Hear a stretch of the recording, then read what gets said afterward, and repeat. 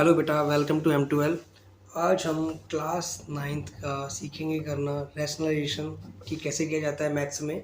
बहुत इजी तरीके से, बहुत ही आराम से, कोई जल्दीबाजी नहीं करेंगे और आपको समझ में भी वो अच्छे से आएगा। लेकिन आपसे रिक्वेस्ट यही है कि जब आप ये क्वेश्चंस को करेंगे मेरे साथ साथ एक कॉपी पेन लेके बैठिए और जैसे मैं कर रहा हूँ वैसे इनको आपको करना है। ठीक है, तो स्टार्ट करते हैं। सबसे पहले आपको ये इस तरह से क्वेश्चन दिया हुआ है बेटा, 1/, इसको बोलते हैं स्क्वायर रूट सेवन आपको दिया हुआ है।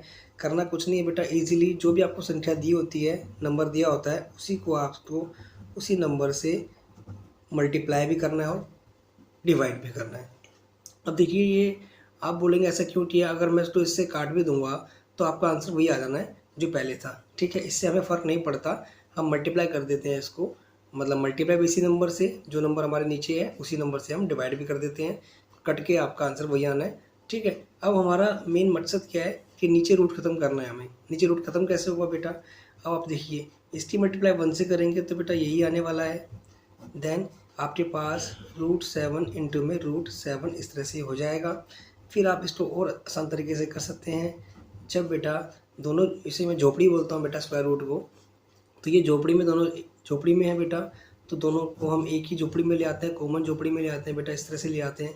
ठीक है, और जब भी इस झोपड़ी के अंदर बेटा जब भी जोड़े बनेंगे, ठीक है ना, जब भी पेयर्स बन जाएंगे सेम नंबर का, तो उसमें ये जोड़ा, ये पेयर खत्म, ये आपका जो झोपड़ी खत्म हो जाती है और सिर्फ एक रह जाता है, ये आपका आंसर है बेटा।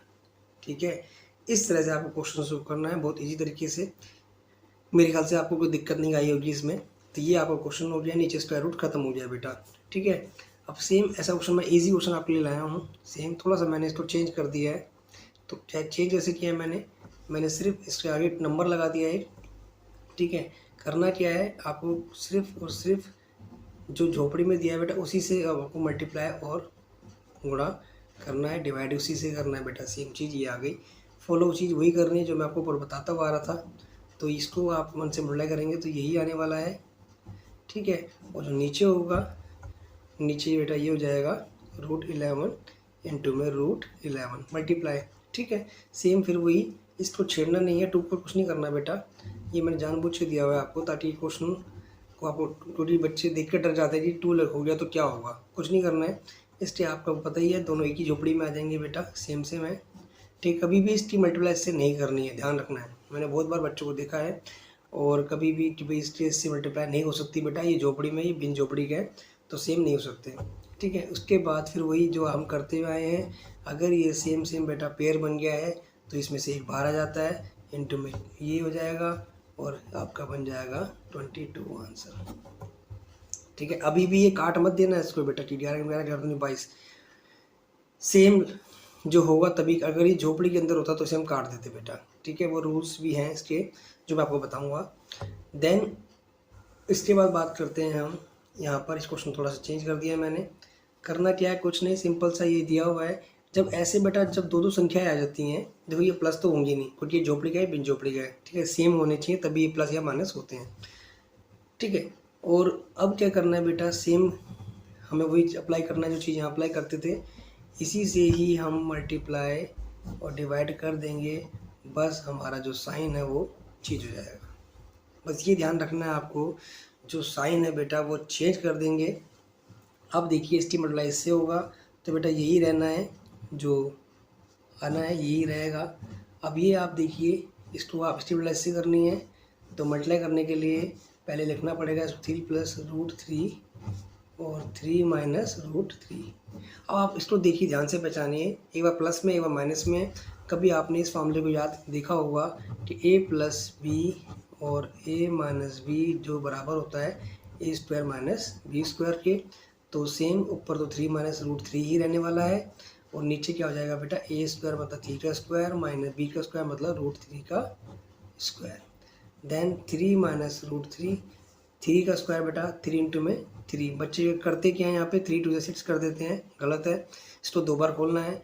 माइनस इसको भी आप 2 बार खोलेंगे, √3 इंटू में √3। देन 3 - √3 बेटा, 3 × 3 = 9। फिर ये एक ही झोपड़ी में आ जाएंगे बेटा, आपको बताया था मैंने, दोनों झोपड़ी के हैं तो एक ही झोपड़ी में आ जाएंगे।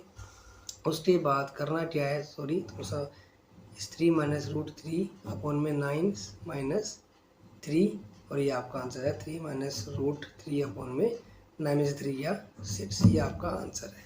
अब इसमें ये इसको इससे मत काट देना भाई, बहुत बड़ी गलती हो जाएगी, ठीक है ना। इसको ऐसे रहने देना, इससे आगे सोल्व नहीं करना है, ठीक है।